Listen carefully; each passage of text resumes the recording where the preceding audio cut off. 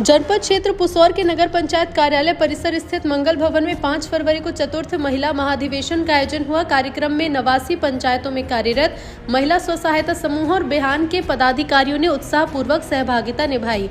महाधिवेशन में महिला समूहों द्वारा स्वयं निर्मित सामग्री, लोक कला और सांस्कृतिक प्रस्तुतियों का प्रदर्शन हुआ। अतिथियों ने कार्यक्रम की गतिविधियों का अवलोकन कर सराहना की।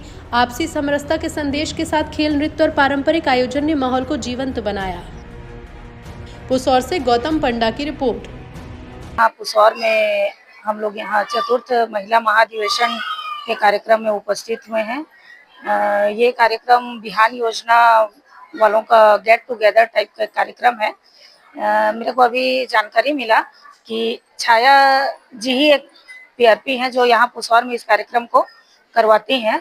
तो यहाँ आके मेरे को बहुत अच्छा लगा। यहाँ हम लोगों ने देखा कि कैसे बहनें एक दूसरे की बातों को लेकर प्रेरित भी हो रही हैं और जितनी यहाँ चीजें हैं, चाहे रंगोली हो, चाहे पीछे का डेकोरेशन हो, चाहे खाने की वस्तु हो, चाहे पुष्प हो, सब हमारी ये बिहान योजना की बहनों के द्वारा ही निर्मित किया हुआ है।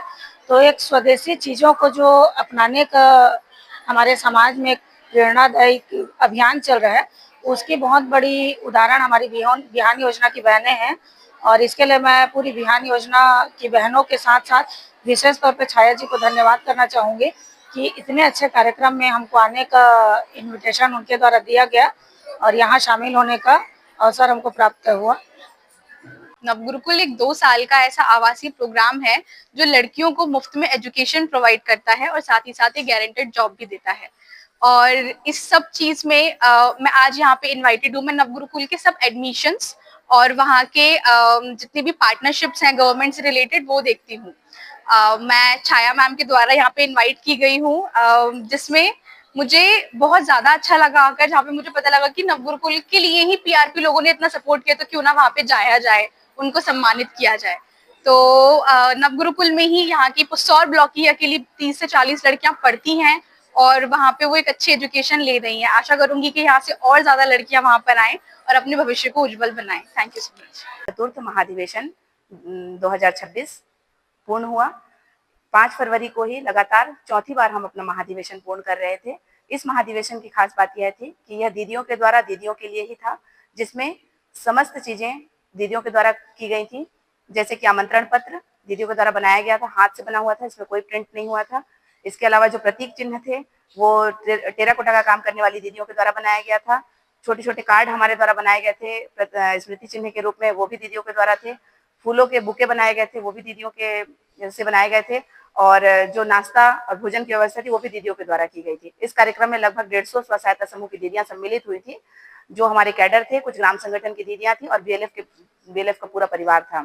इस आज के कार्यक्रम में जिला से मुख्य कार्यपालन अधिकारी जिला पंचायत रायगढ़, एडिशनल सीओ साहब, हमारे जनपद सीओ सर, उसके बाद कार्यक्रम में वक्ता के रूप में हमारे यहाँ मधु मैडम, ग्रामीण बैंक की मैनेजर और नवगुरुकुल के टीचर्स, एनजीओ से मैडम, इस प्रकार बहुत से लोगों ने अपने वक्ता के रूप में यहाँ पे हमारे साथ सम्मिलित हुए और दीदियों को बहुत सहयोग प्रदान किए।